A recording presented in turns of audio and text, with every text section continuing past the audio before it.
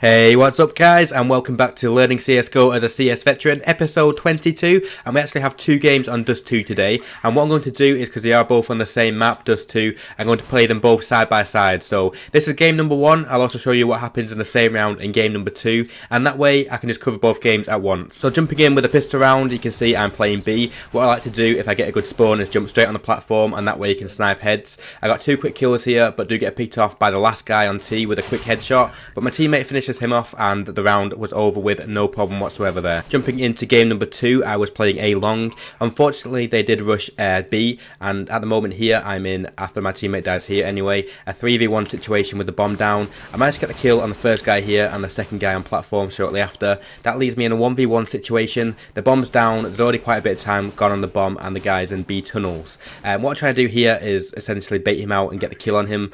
Unfortunately it does not work as intended and I just missed my shots there, and he ends up playing it pretty well. The terrorist does what he should do here. As the terrorist in this situation, you really should not be losing any rounds. All you need to do is quickly peek out the corner, check if he's defusing, and if not, run back. He does exactly that and ends up winning the round for his team. A couple of things I could have done better in that situation is obviously first of all hit my shots when I'm facing in B tunnels. Another thing you can do if you do have a defusal kit is fake that you're off the bomb when actually staying on the bomb. In the situation that round you couldn't really do it because the bomb's against the wall, but if the bomb's out in the open you can always make it look like you are off the bomb and facing him when actually you're staying on the defuse. So keeping on game number 2 on the screen here, after we lost the pistol round, we are on a full eco. As you can see I got 1 kill on short, picked up his Mac 10, fall down to mid, and I managed to get a second kill on the guy in CT spawn in just a second, but unfortunately we did lose this round, which is to be expected when you're full eco.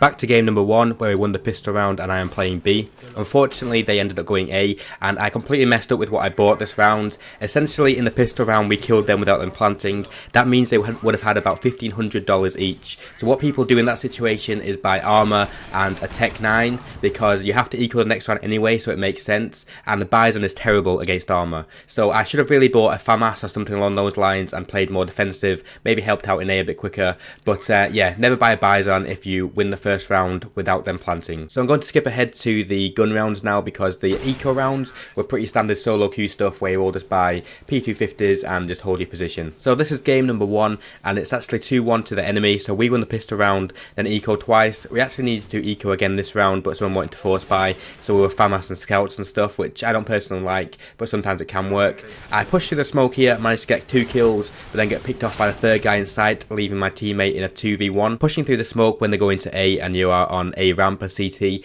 is always a pretty good thing to do. You have to make sure you time it well though, so you don't walk into basically a crossfire because people are pretty aware to it, but if you time it correctly you can get 2 or 3 kills by shooting them in the back. So unfortunately my teammate died there on long and we lost the round, meaning we are 3-1 down and our money situation is pretty dire. So back into game 2, and I do apologise about this game. For some reason the demo won't play. It's happened a couple of times in this series where I record a POV demo and when I try and play it back it says it's corrupt. Also, if you ever hear some chirping in the background or some sort of weird noise, it's probably my budgie. I've been trying to shut him up for about 10 minutes now, but he won't be quiet, so you might hear him in the background chirping away. So anyway, so on this round they did decide to come A pretty slowly, so I got 1 pick onto the guy on short, missed a couple of shots, and they started to fall back towards B.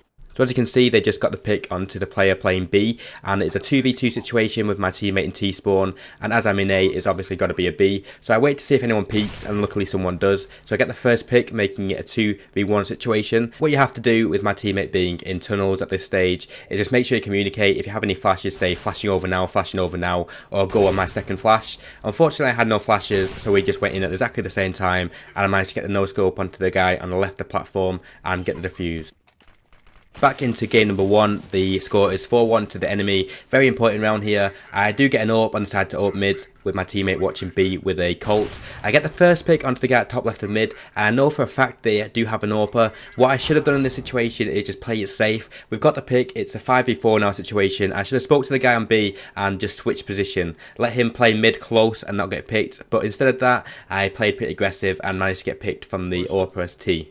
So in hindsight, what you should do in that situation, if you get a pick, is just basically switch position. If terrorists know you have an AWP on mid, they'll play it more defensively, or they'll get an AWP to peek you from weird positions, and it just makes it very hard for you. So always try and switch with a Colt player, let him know that they know an AWP's there, and they can play in either CT spawn or close to the doors, but luckily we still won the round anyway. Back into game number 2, I was playing long and ended up going to B. All my teammates are dead and it's a 3v1 situation to them. I managed to get the first pick onto the guy in mid just here and then followed up with a second kill. Unfortunately though, the third player for the terrorist after this kill played aggressively. I wasn't expecting it at all because, to be honest, it's a pretty dumb thing to do. He should have just played defensively, as they all should, and guaranteed themselves around. It's actually one thing I struggle with a bit in matchmaking, is that I always, in my mindset, assume the person that I'm playing against is going to make the right decision. So if it's a 2v2, I assume they're going to play together and play defensively and play off each other, whereas in matchmaking quite often they'll both just push you one by one, and it's really annoying to lose those games. So that's it for highlights of game 2 from the first half. The score did end up finishing, I don't know what happened with reactions there, by the way, I was reading a Steam message I believe, but anyway, so the score ended 6-9 in their favour. Not a too bad half. We'll catch up with that game soon. I'm going to finish showing the rest of the highlights from game number 1, half number 1. So the score is currently 4-2 in the enemy's favour, but this is one of those games that just frustrated me for stupid reasons. So for example, on this round, I know for a fact they're going to A. They've been going to A every single round, so I think I can do a B push and get behind them. But of course, as it always happens in Counter-Strike, when you have something in your mind, it doesn't work. There's a guy sat in T-spawn and he kills me. I actually watched the demo back after this game, and basically that guy just spent all his time in T-spawn pretty much. He would watch short from T-spawn, he'd watch B from T-spawn, and he wouldn't really even move from T-spawn until there was about 30 seconds left. So basically there wasn't too much you could do in terms of pushing behind them, so it worked in their favour and it caught us out a few times, and it was just pretty frustrating to play against. But I'm sure everyone's experienced games like this. In fact, I know for a fact everyone will have done. It's one of those games where I felt individually I was fine, my aim was fine, everything was fine, it's just every single thing I tried to do just didn't work out. So even though I didn't feel like I was particularly off form, I ended the first half with a score of 6-12, which is not good, but we did end up losing by only one round. They won 8-7, so my teammates did save me a few rounds there, but in the second half I ended up getting an overall score from both halves of over 20 kills, so I have a much better T half, which is coming up now. But unfortunately, guess what? It doesn't get off to a great start. So we ended up doing a long push to the guy at car who I'm trying to pick off, get flashed, and then get killed by a guy on crossover. So not a very good start there. I got no kills and got picked. Also, we have one guy here, as you can see, just going B by himself. You know, pretty standard solo queue matchmaking stuff really going down here. And of course, we ended up losing the round. But on to game number 2, and if you loved that game number 1 pistol round, you're going to absolutely love this one. So we decided to go long again after a bit of hesitation here by my teammates. So we'll go to long here, and of course, straight away, I don't even see anyone and get picked. Don't you just love matchmaking? My teammates though in this circumstance did end up going on and winning the round anyway. So here is the anti-eco round. What I like to do on the anti-eco round as terrorist is just buy a Galil, drop down to mid and just make sure they don't push short or mid. Usually I find in solo queue my teammates always watch long. So you don't have to worry about long too much. Check on the radar that someone's got B and then just take it slow, wait for them to push you, and if they don't push you, try and work out where they are and go to the opposite bomb site if they are stacking, and just essentially work together as a team and don't get picked one by one. So back on to game number 1, as we lost the pistol round without planting, we decided to do, like I mentioned earlier in the video, where you buy armour and either P250s or Tech 9s. At the moment I'm enjoying P250s, so that's what I went with. What you then just need to do is either rush somewhere together or take it slow, because quite often in matchmaking people just push you. So like this guy on short did here, people play aggressive and push out looking for kills. So if you manage to get those picks, you can then take the round from there. One thing I do here, which is worth implementing into your game, is I'm low HP but I have a gun, so I just say on mag, take the gun, I'm low HP. It's much better having someone with 100 HP who can do something with the gun rather than keeping it yourself when you're going to die from one hit or one grenade. So unfortunately the round is close, but we do end up losing. My teammate here was at mid for some reason rather than going and helping us on short. So we ended up losing this 2v1 situation, but still we got quite a few kills, kept their money low and got a bomb plant down. Just in case you are new to Counter-Strike or just not aware, it always should be a goal to, on a anti-eco round or a low buy round, to always get the bomb down, because if you do plant the bomb as terrorist and lose the round, you get an extra $800. Back on to game number 2 now. This is actually the round after the first gun round, which we won, but you saw nothing at all from my point of view because I went into B tunnels and they seemed to either push A very fast or something, and anyway the round was over before I even saw an enemy. So here we rushed into B. It was actually meant to be a B split, but my teammates started rushing through B. Obviously if it's a B split you want to delay a bit in B so you go in together, it's more coordinated. But anyway, I got one kill entering and then pushed out into the window and got that second kill, And so far in this game, terrorist half is going very well, and we are 4-0 up. Keeping with game number 2, the round on screen is the next gun round, so the second gun round.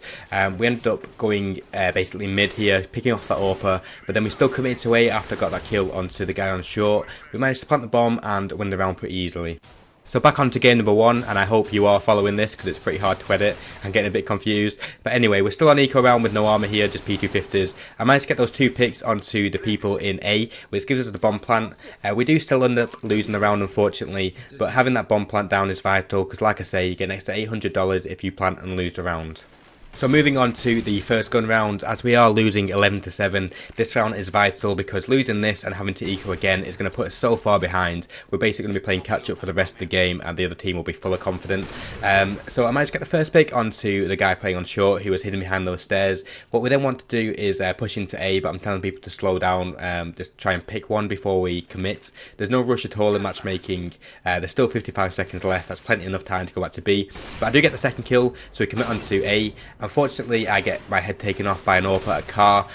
We know there's only 2 people left. One of them is on A long with an AWP, and the other guy is behind us. He just got picked on short, in fact. So there's no need whatsoever to commit into A and give that guy with an AWP any picks. Just run back to B, plant the bomb, play defensive, and it's a guaranteed round, and that's exactly what my teammates did. And unfortunately, this is also the round where things took a bit of a sour turn in terms of the enemy team. So this is the last CT alive at long, saving his AWP. This is a guy on my team called Heisenberg. He decides to peek long and take his head off. The enemy team thought that's clearly a wall hack, and you know, I can't exactly look at that and say that's not dodgy, but things like that happen in CS. He might have just had an inclination he was there, the rest of the map was searched, he could have been cheating, I have no idea. All I can say is that I watched him for a few rounds and there wasn't enough or anything near enough to say, yeah, that guy was cheating. It could have just been a good round or he could have been cheating, who knows. And as you can see from the score at the bottom, the score is now 12-12, so since they started accusing that guy of cheating, they have completely started to plummet in terms of how they were playing and you know, just the concentration levels. If you think someone's cheating, it's always best to just not really say anything. Try and not think about it. After the game, maybe. If you're certain they're cheating, report them in game. Then watch the demo back after the game. And if they were cheating, who cares? You've not lost anything. They're hopefully going to get Overwatch banned. And the game's going to be overturned. And at least you know there was a reason why you lost. So going back onto game number 2 now, I actually thought there was more of this game left, but it's actually the end of the game now.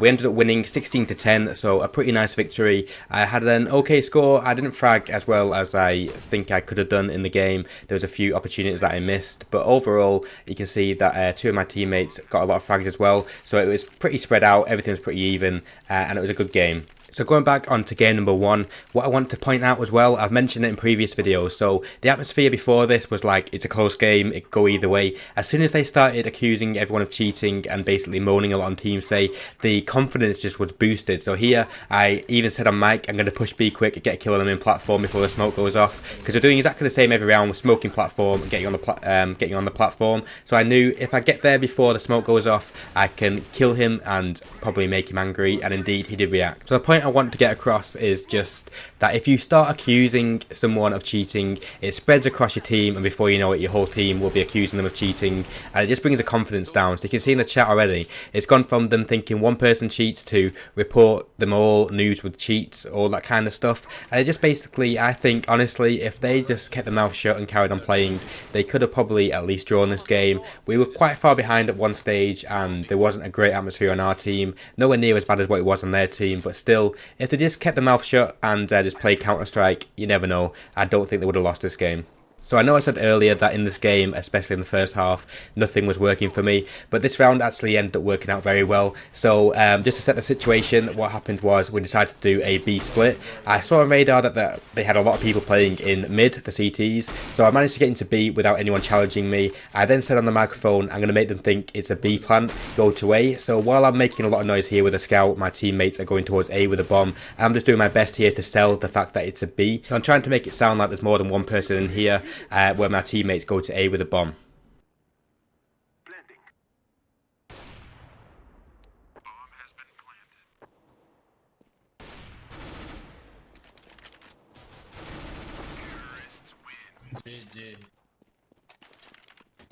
So you can see the enemy team in the second weren't too happy about it, obviously calling us wall hackers. So that is pretty much the end of the game now. So I'm going to bring up the scoreboard and you can see how the game went. So from only having 6 frags in the first half, I managed to pull my finger out and get a lot more kills as terrorist. So that's the end of this video, guys. Basically, I queued for all maps and had 2 maps in a row of Dust 2 like usual. So I thought rather than making 2 episodes of Dust 2 only, I'd put them both together and make him one longer episode. So I hope you've enjoyed it. I hope you managed to follow along with the games. It was a bit confusing to edit, and obviously one of the games was HLTV rather than a POV demo. But hopefully you stick around. The next games will not be Dust 2. I've taken those out of the map pool for the next few games. So no more Dust 2 for at least 2 or 3 episodes. And cheers for watching, guys.